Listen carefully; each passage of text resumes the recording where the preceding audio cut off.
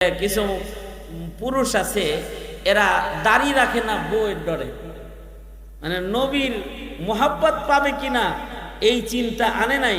কয় যে বিবির অনুমতি ছাড়া রাখা জায়েজ আছে হুজুর, এরকম পাতাইলে ফতোয়াও মারে, এরকম বলে, জিজ্ঞাসা করে বিবির অনুমতি ছাড়া দাড়ি রাখা জায়েজ আছে হুজুর, বউ যে অপছন্দ করে। তার মানে বিবির ভক্ত কতটা হয়েছে, অতটা নবীর ভক্ত হয়নি। অথচ মুমিনের ঈমানের মানদণ্ড আল্লাহর রাসূল নির্ধারণ করে গেছেন যে ততক্ষণ পর্যন্ত কামেল মুমিন হতে পারবে না যতক্ষণ পর্যন্ত সর্বোচ্চ মোহাব্বত নবীকে না দেওয়া হবে।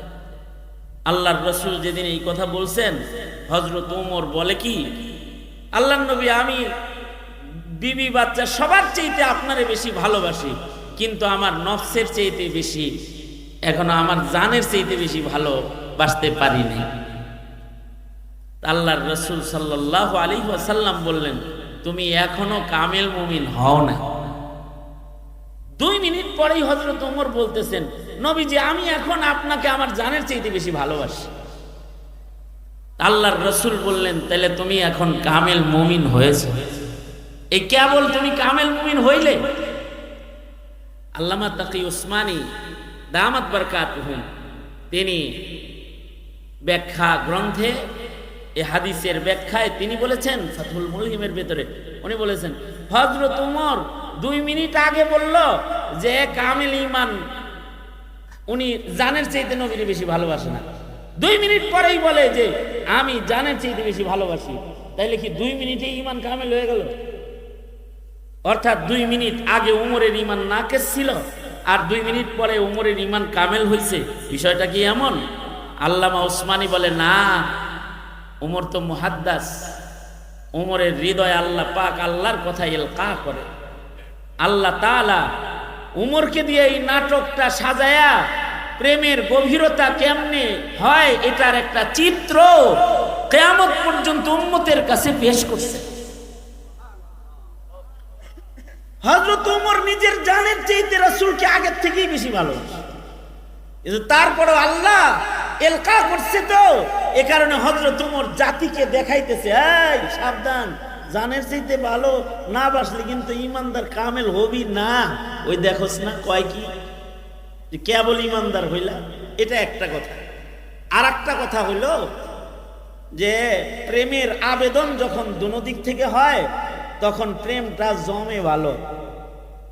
আমনে খালি একজনকে ভালোবাসেন, হে কয় হ্যাঁ, তাহলে তার ভালোবাসাটা জমলো না।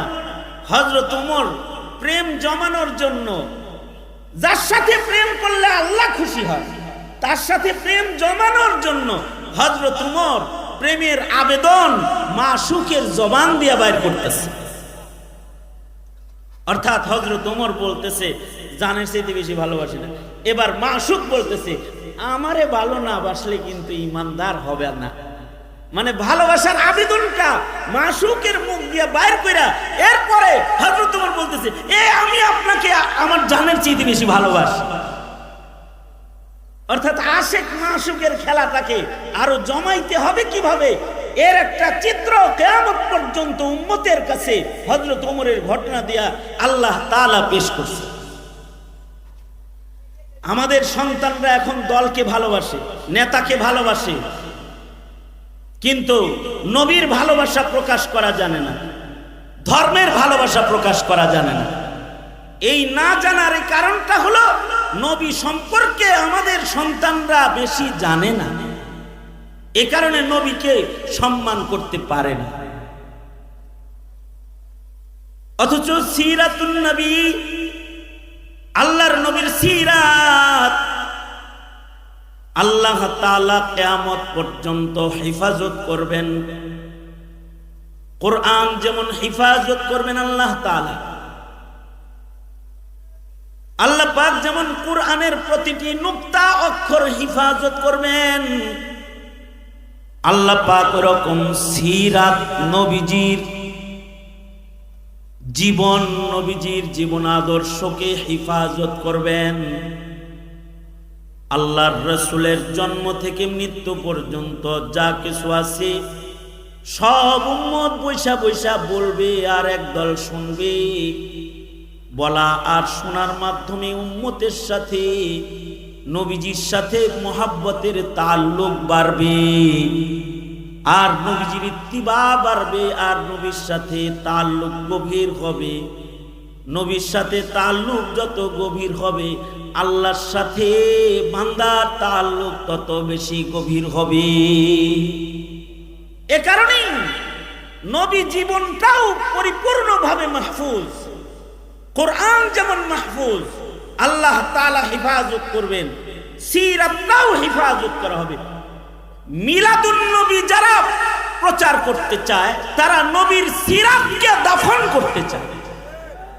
অর্থাৎ এরা নবীর শুধু জন্মদিন অথবা জন্ম বৃত্তান্ত অথবা জন্মের আনন্দ, জন্মের খুশি দিয়েই নবীর সিরাতকে দাফন করে ফেলাইতে চায়।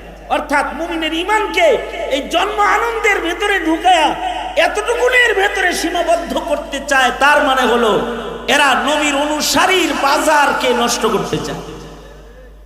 আর যারা সিরাতুন নবীর শিরোনামে কথা কয়, তারা আল্লাহর রাসূলের টোটাল জীবনটাকেই উম্মতের সামনে তুলে ধরে। আল্লাহর নবীর জিন্দেগি উম্মতের কাছে যত খুলবে, উম্মত নবীকে তত বেশি মানতে পারবে, বুঝতে পারবে, চিনতে পারবে।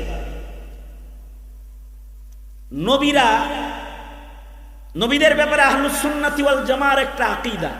আমি আজকে লম্বা কোনো বয়ান করতে বসিনি, দুটো কথা শুধু, যে নবীদের ব্যাপারে আহলুস সুন্নাতি ওয়াল জামার আরেকটা আকীদা শুনেন। আকীদা হলো নবীরা হাইয়ান ওয়া মাইয়িতান, নবীরা জীবিত এবং মৃত জমিনের মানুষের জন্য উপকারী, অপকারী না। এই কারণে কোন নবীর কবরে মাজারে বিদআত নেই। কোন নবীর কবর দিয়েও কেউ ধুকায় পড়ে না। ওলি বুজুর্গের কবর দিয়ে ধুকায় পড়ে, সেজদা দেয়। কোন নবীর কবর দিয়ে এরকম সেজদা, শিরিক বিদআতের ধোঁকা নাই। নবীরা হাইয়ান ওয়া মাইয়িতান, জীবিত এবং মৃত, জমিনের উপরে থাকুক আর নিচে থাকুক, নবীরা উম্মতের জন্য রহমত এবং উপকারী। আমাদের নবী মুহাম্মদুর রাসূলুল্লাহ সাল্লাল্লাহু আলাইহি ওয়াসাল্লাম তো নবীদের সরদার। নবীজি মৃত অবস্থায় উম্মতের জন্য উপকারী, অর্থাৎ নবীজি কবরে থেকে উম্মতের উপকার করতেছেন। নবীর দ্বারায় উম্মত উপকার পাইতে থাকবে কিয়ামত পর্যন্ত। হ্যাঁ, দুইজন পয়গম্বরের অনুসারীরা নবীর দ্বারা উপকৃত না হয়ে অপকৃত হয়ে গেছে, ইহুদি নাসারারা। একদল উযাইর আলাইহিস সালাতু ওয়াস সালামকে শিরিক করে আল্লাহ পাকের জুজ বানায় ফেলেছে, আর একদল ঈসা আলাইহিস সালাতু ওয়াস সালামকে আল্লাহ পাকের জুজ বানায় ফেলেছে। কারণ কি? কারণ হলো ওনাদের জীবনে অলৌকিক মুজিজা ঘটেছিল। হযরত উযাইরের মুজিজা হলো, তিনি একদিক দিয়ে যাইতেছিলেন, তো উনি মসজিদুল আকসা দেখে বললেন, এই অনাবাদী আকসা এরিয়া আবার কিভাবে আবাদ হবে? আল্লাহ তাআলা হযরত উযাইরকে ইন্তেকাল দিয়ে দিলেন। 100 বছর পরে আল্লাহ আবার জীবিত করলেন, বুঝাইলেন তোমরা যেমন 100 বছর পরে জীবিত করছি, এমনি সব আবার ঠিক করবো। এই যে ওনার জীবনের এই মুজিজা, এই মুজিজার কারণে উম্মত ধোঁকায় পড়ে হযরত উযাইর আলাইহিস সালাতু ওয়াস সালামকে আল্লাহ পাকের সন্তান সাব্যস্ত করেছে একদল। আর ঈসা আলাইহিস সালাতু ওয়াস সালামের আজব কিছু মুজিজা। একটা মুজিজা হলো তিনি বাপ ছাড়া জন্মগ্রহণ করেছেন। আর আরো কিছু আজব মুজিজা, আন্ধার চোখে হাত রাখলে চোখ হয়ে যেত, মরা মানুষকে কবরের পারে দাঁড়ায় ডাক দিলে সোজা কবর থেকে দাঁড়ায় যেত। এই যে আশ্চর্য আশ্চর্য মুজিজা আল্লাহ ওনাকে দিয়েছিলেন, এই মুজিজার কারণে উনি আসমানে জীবিত থাকার পরেও ওনার অনুসারীরা ওনাকে আল্লাহর ছেলে বানায় ফেলেছে, জুজ বানায় ফেলেছে। কিন্তু মুহাম্মদুর রাসূলুল্লাহ সাল্লাল্লাহু আলাইহি ওয়াসাল্লাম আমাদের নবী, আমাদের নবীকে আল্লাহ তাআলা শ্রেষ্ঠ পয়গম্বর বানিয়ে, সারা দুনিয়ার জন্য রহমত বানিয়ে, নবীজির ইন্তেকালের পরেও আলামিনের ভেতরে নবীজির ফয়েজকে আম করার জন্য, নবীজির দ্বীনকে টিকানোর জন্য নবীজিকে আল্লাহ তাআলা সর্বোচ্চ আজব মুজিজা দান করেছেন, সেটা হলো নবীজির ইলমের মুজিজা এবং নবীজির সিরাতের মুজিজা, নবীজির ইলম হেফাজতের মুজিজা, নবীজির সিরাত হেফাজতের মুজিজা। নবীজি চলে গেছেন ১৫০০ বছর আগে, কিন্তু নবীর ইলম এখনো যেমন রেখে গেছেন তেমন আছে। এটা নবীর সবচেয়ে বড় মুজিজা। এই মুজিজা যতদিন হিফাজত হবে, ততদিন এই উম্মতের ভেতরে নবীর সিরাত ও ইলম হিফাজত হলে এই উম্মত হিদায়াতের উপরে অটল থাকবে। আর যদি উম্মত নবীজির এই মুজিজাত থেকে দূরে সরে যায়, এরা গোমরা হয়ে যাবে। এ কারণেই আল্লাহর রাসূল বলেন, ক্বালা রাসূলুল্লাহি সাল্লাল্লাহু আলাইহি ওয়াসাল্লাম, তারাকতু ফীকুম আমরাইন লান তাযিল্লু মা তামাসসাকতুম বিহিমা কিতাবাল্লাহি ওয়া সুন্নাত রাসূলিহ। আল্লাহর নবী বলেন, আমি চলে গেলাম, দুইটা জিনিস দিয়ে গেলাম, যতদিন এই দুই জিনিস ধরে রাখবা ততদিন গোমরা হইবা না, পথভ্রষ্ট হইবা না। আর যদি এই দুই থেকে দূরে সরে যাও, তাহলে কিন্তু ভ্রষ্ট হয়ে যাবা। অর্থাৎ নবীজির ইলমের মুজিজার সাথে উম্মতের সম্পর্ক লাগবে। আমাদের দেশের সমাজের মানুষ, সাধারণ মানুষের কাছে দামি হলো যার টাকা বেশি, যার ডিগ্রি বেশি, সে দামি। কিন্তু শরীয়তে ইসলামে নর হোক নারী হোক, যার ইলম আছে সে দামি। তার সম্পর্ক নবীর মুজিজার সাথে হয়েছে, উম্মত হিসাবে সে দামি। নারী বেশি দামি না পুরুষ বেশি দামি, এই প্রশ্ন যদি আসে, তাইলে বলতে হবে ওই নারীর দাম বেশি ওই কোটি পুরুষের চাইতে, যেই পুরুষের সাথে নবীর মুজিজার ছোঁয়া লাগে না। আর যেই নারীর সাথে ইলমের ছোঁয়া লেগেছে, এমন নারীর মূল্য ১ কোটি ইলম সারা পুরুষের চাইতে ইলমওয়ালা একটা নারীর মূল্য বেশি। আবার একজন আলেম পুরুষ যার কাছে ইলম আছে, কোরআন সুন্নাহ আছে, তার দাম ফজলুল আলিমি আলাল আবিদি কা ফজলি আলা আদনা। রাবিয়াতুল বসরির কাছে এক যুবক গেছে, হযরত রাবিয়া বসরির কাছে যা বলতেছে, আম্মা জান, আপনার কাছে তো আসি নসিহা শুনতে। ইসলামের ইতিহাসে কিছু মহিয়সী নারী আছে যাদের কাছে পুরুষরাও যাদের দরজায় নসিহত শুনতে যেত, যেমন উম্মুল মুমিনিন আয়েশা সিদ্দিকা রাদিয়াল্লাহু আনহা, ওনার দরজায় হাজারো পুরুষ দ্বীন শিখার জন্য ভিড় করত। আব্দুল্লাহ ইবনে আব্বাস, আব্দুল্লাহ ইবনে মাসউদ, আব্দুল্লাহ ইবনে ওমরের মতো এমন হাজারো সাহাবী ওনার ছাত্র। হযরত আয়েশা সিদ্দিকার শাগরেদ নারী, তার কাছে সাহাবীরা পড়তো। কারণ এই নারীর কাছে এমন ইলম আছে যে ইলম অন্য পুরুষের কাছেও নাই। নবীজির ঘরণী হওয়ার কারণে এমন কিছু ইলম নবীর কাছ থেকে উনি পেয়েছেন যেটা ১৬ লাখ সাহাবী পায় নাই। ঘরোয়া মাসাইল এটা উনিই জানেন, জানতে হলে ওনার দরজায় যেতে হবে। এ কারণে হযরত আয়েশার কাছে ছাত্র বেশি যাইত। যার কাছে ছাত্র বেশি যায় তার কাছে টাকাও বেশি লাগে। এ কারণে হযরত আয়েশাকে লম্বা লম্বা হাদিয়া দিত। আব্দুল্লাহ ইবনে আব্বাস একবার হযরত আয়েশাকে ১,৮০,০০০ দিরহাম একসাথে হাদিয়া দিছে। ১,৮০,০০০ দিরহাম মানে কি? এই জমানার কোটি কোটি টাকা, মানে বস্তা ভরা স্বর্ণ মুদ্রা একসাথে হাদিয়া দিছে। আর উনি কি করছেন? যে ওনার কাছে ইলম শিখতে আসে, দুঃখী মানুষ আসে, দুঃখ বলতে আসে, সকালে বস্তা লয়ে বসছেন, মাগরিবের আগে ১,৮০,০০০ বিতরণ শেষ করছেন। মাগরিবের আজান যখন দিছে, যখন খাদেমারে কয় ইফতার দাও, খাদেমা ভাঙ্গা রুটি দিছে। হযরত আয়েশা বলে, ভাঙ্গা রুটি ছাড়া আর কিছু নাই? তো খাদেমা বলে, ১,৮০,০০০ বৈশা বৈশা যে ছাত্রগর ভিতরে বিতরণ করলেন আর গরিব মানুষকে দিলেন, তাল ছিল না তখন, ঘরে কিছু নাই? তো হযরত উম্মুল মুমিনিন বলে, আমাকে ওই কথা বলে কষ্ট দিস না, আল্লাহর প্রেমে আমি ভুলে গেছিলাম, ঘরে কিছু নাই। একবার আমিরে মুআবিয়া রাদিয়াল্লাহু আনহু বেলা বাজে 2টা 2:30, ওই সময় 1 লাখ দিরহাম ওনার কাছে পাঠাইছে। হযরত আয়েশা 1 লাখ দিরহাম পায় তো অস্থির হয়ে গেছে। আমরা পাইলে তাড়াতাড়ি ঘড়ি দেখতাম যে ব্যাংক বন্ধ হইব কয়টা। আর হযরত আয়েশা চিন্তা করলেন বিকালের আগে যদি বিতরণ শেষ করতে না পারি মুসিবত।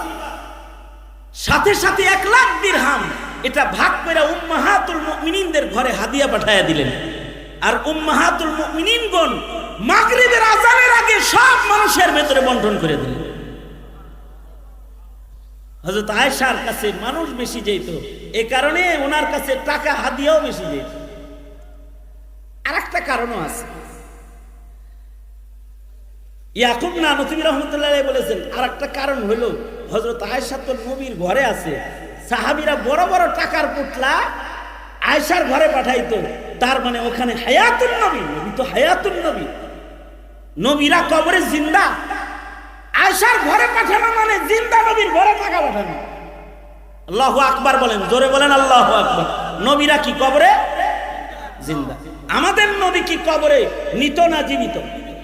হায়াতুন নবী, জীবিত। নবীরা যে হায়াতুন নবী এটা বোঝানোর জন্য কোরআন হাদিসও লাগে না, আমাদের আকাবিরদের ইলম যথেষ্ট। আমাদের আকাবিরদের ইলম শোনো, আমাদের আকাবিররা বলে নবী যে জিন্দা আছে এর 3টা দলিল নাও, আকলি দলিল। একটা দলিল হইল যে নবীর দেহ মাটির নিচে, উপরেও যেমন ছিল নিচেও তেমন আছে। মৃত মানুষের দেহ মাটি খায়, জীবিতটা খাইতে পারে না। আরেকটা হলো নবীর ইন্তেকালের পরে নবীর মিরাজ বন্টন হয় নাই, বোঝা যায় নবী জীবিত। মরা মানুষের না মিরাজ বন্টন হয়। আরেকটা হলো মানুষ মরে গেলে তার বিবির অন্যত্র বিয়ে হয়, নবীর ইন্তেকালের পরে নবীর কোন বিবির অন্যত্র বিয়ে আল্লাহ হালাল করে নাই, জীবিত যে এই কারণে বিবি তো তারই আছে, বিয়ে দেয় কেমনে আর এক জায়গায়। হায়াতুন নবী কবরে জিন্দা আছে, কবরে জিন্দা যেহেতু আছে, নবীর ঘরে আয়েশার ঘরে টাকা পাঠানো মানে জিন্দা পয়গম্বরের ঘরে পাঠানো। এ কারণে লম্বা লম্বা হাদিয়া তোহফা ওনার দরজায় দেয়া হবে। কিয়ামত পর্যন্ত হযরত আয়েশা সিদ্দিকার দরজার সামনে উম্মত যাবে সালাম দেওয়ার জন্য। কিয়ামত পর্যন্ত আল্লাহর রাসূলের দরজায় গিয়ে সালাম দেওয়ার জন্য উম্মত যায় দরজায় দাঁড়ায় থাকে। এই আয়েশা সিদ্দিকা রাদিয়াল্লাহু আনহা, ওনার কাছে কোটি কোটি টাকা যেত আর উনি হাদিয়া দিয়ে দিত। এ কারণে আমাদের দেশের মুহতামিম যারা, এদের কাছে গোপনে টাকা দেয়। যেমন আলী আকবর শাহ হুজুর আছে, বড় মাদ্রাসার মুহতামিম, আমাদের আব্দুল্লাহ মামা আছে, বড় হুজুর যারা আছে, এদের কাছে টাকাওয়ালারা গোপনে যায় কোটি কোটি টাকা দিয়ে আইসা বলে কারোর কাছে বললেন না, ছাত্র করে খাওয়াই দিয়ে। কারণ কারণ ওনাদের ছাত্র তালবে ইলম বেশি, ওনাদের টাকার দরকার আছে বেশি। হযরত রাবিয়া বসরির কাছে এরকম লোকজন যাইত। হযরত রাবিয়ার কাছে এক যুবক যায় বলতেছে, আম্মা জান আপনার কাছে ইলম শিখতে আসি, কিন্তু ঠকে গেছেন, জীবনে ঠকছেন। কেন? যদি খালি পুরুষ হয়ে জন্মাইতেন তাইলে না জিততেন, নারী হয়ে জন্মাইছেন দেখে আসি কিছু কথা জানি না চলে যাই, আর পুরুষ হইলে ইমামতিটা করতেন, মসজিদে বয়ে থাকতেন, ইমামতি করতেন, জিততেন। ঠকে গেছেন। তার মানে কি তোমার নজরে কি পুরুষের দাম বেশি না মহিলার দাম বেশি? যুবক বলে আমার দৃষ্টিতে পুরুষের দাম বেশি, মহিলার দাম কম। রাবিয়া বসরি বলে পুরুষের দাম বেশি, মহিলার দাম কম। এটার দলিল তোমার কাছে আর কি আছে? এটার একটা দলিল হইল, যেমন আপনারা ইমামতি করতে পারবেন না, আজান দিতে পারবেন না, কিয়ামত পর্যন্ত কোনো বেডি ইমামতি করতে পারবে না, ঠিক না? আজানও দিতে পারতো না। দেখছেন 1.25 লাখ পয়গম্বর আল্লাহ তাআলা পাঠাইছে, এর একটাও বেডি মানুষ পাঠাইছে না। 1.25 লাখ নবী যা পাঠাইছে সব পুরুষ পাঠাইছে। আর রিজাল কওয়ামুন আলান নিসা, পুরুষকে মহিলার উপরে আল্লাহ তাআলা মর্যাদা দান করেছে। আপনি তো ঠকছেন, বেডি মানুষ হয়েছে। রাবিয়া বসরি যুবকের কথা যেরকম তাকে উত্তর দিতেছেন ওইরকম। কোরআন হাদিস বলে না, আবার ও যেরকম কথা কয় ওর লোক ওইরকম কথা কয়। তোমার দৃষ্টিতে পুরুষের দাম বেশি, কিন্তু আমার দৃষ্টিতে মহিলার দাম বেশি। কারণ দুনিয়ার কোন পুরুষ মায়ের পেট ছাড়া আসতে পারে নাই, বাপ ছাড়া দুই একজন আইছে। ঈসা আলাইহিস সালাম বাপ ছাড়া আইছে, কিন্তু মহিলার পেট ছাড়া আসতে পারে নাই। আবার জান্নাতকে আল্লাহ তাআলা নারীদের পায়ের নিচে রেখেছে, বাপের পায়ের নিচে রাখে নাই। আবার ছেলেরে খেদমতের বেলায় মায়ের নামই 3 বার কয়, বাপের নাম 4 নম্বরে কয়। তুমি কি জিতছ না ঠকছ বলো তো দেখি। এ কয় আমি ঠকছি। রাবিয়া বসরি বলে আল্লাহর কাছে খিলকাতান কে চামড়া সুন্দর এটা দিয়ে তার দাম নয়, কে পুরুষ কে মহিলা এটা দিয়ে বান্দা বান্দির দাম নয়। আল্লাহর কাছে ঈমান আর আমল দিয়ে বান্দার দাম। আল্লাহর কাছে ইলমের দ্বারাই মানুষের দাম। কুল হাল ইয়াস্তাবিল্লাযীনা ইয়ালামুনা ওয়াল্লাযীনা লা ইয়ালামুন। কোন নারীর কাছে যদি নবীর মুজিজা ইলম থাকে ও নারী দামি। কোন পুরুষের কাছে যদি নবীর মুজিজা ইলম সংরক্ষিত হয় ও পুরুষের মূল্য জমিনের পরে বেড়ে যায়, আল্লাহর কাছে তার দাম হয়ে যায়। রাসূল বলেন ফাজলুল আলিমি আলাল আবিদি কাফাজলি আলা আদনাকুম। আল্লাহর রাসূল বলেন, নবীজি বলেন যে সাহাবীরা তোমাদের মাঝে আমার মূল্য যেমন জনসাধারণের মাঝে একজন আলেমের মূল্য তেমন। সুতরাং উম্মতের ভেতরে দামি মানুষ বানাইবার সিলসিলা জারি রাখতে হলে ইলমের চর্চা জারি রাখতে হবে। বর্তমান সময়ের শিক্ষা ব্যবস্থা মুসলমানদেরকে ইলম থেকে দূরে সরায় মূর্খ বানায় সব মুশরিক আর মুরতাদ বানানোর চক্রান্ত করতেছে। উলামায়ে কেরামের শুকরিয়া আদায় করে আপনারা শেষ করতে পারবেন না। এরা মাদ্রাসা জিন্দা রেখে আপনার সন্তানের ঈমান বাঁচানোর চেষ্টা করতেছে, আপনার সন্তানকে রাসূল চিনানোর চেষ্টা করতেছে। যদি এই ইলমের সাথে জাতির সম্পর্ক না থাকে তো জাতি বিভ্রান্ত হয়ে যাবে। হকের উপরে চলা, সিরাতে মুস্তাকিমের উপরে চলার যোগ্যতা এই জাতির আসবে না। আর এই ইলম, নবীর সিরাত, নবীর রেখে যাওয়া কোরআন, এটা নবীর সবচেয়ে বড় মুজিজা। সারা পৃথিবীর সকল বিজ্ঞান আর সকল প্রযুক্তি ব্যবহার করেও নবীর রেখে যাওয়া কোরআন হাদিসকে মিটায় দেওয়া সম্ভব না। যারা মিটাইতে আসবে তারা মিটে যাবে, কোরআন হাদিস থেকে যাবে। দেখেন না পৃথিবীর সব জ্ঞান বিজ্ঞান কম্পিউটারে ঢুকতেছে আর কোরআন আর হাদিস মাথার ভিতরে ঢুকতেছে। এখনো বাচ্চাদের ভেতরে হাফেজ কোরআনের সংখ্যা বেশি। ছোট ছোট বাচ্চারা কোরআন হাফেজ হইয়া হিফজ কইরা বিশ্ব পুরস্কার নিয়ে আসতেছে। লক্ষ হাদিসের হাফেজ ছোট বাচ্চা পাওয়া যাচ্ছে। এদের লাখ হাদিস মুখস্থ হয়ে গেছে, বাচ্চা বয়স, কিশোর বয়স 1 লাখ হাদিস মুখস্থ এরকম পাওয়া যাচ্ছে।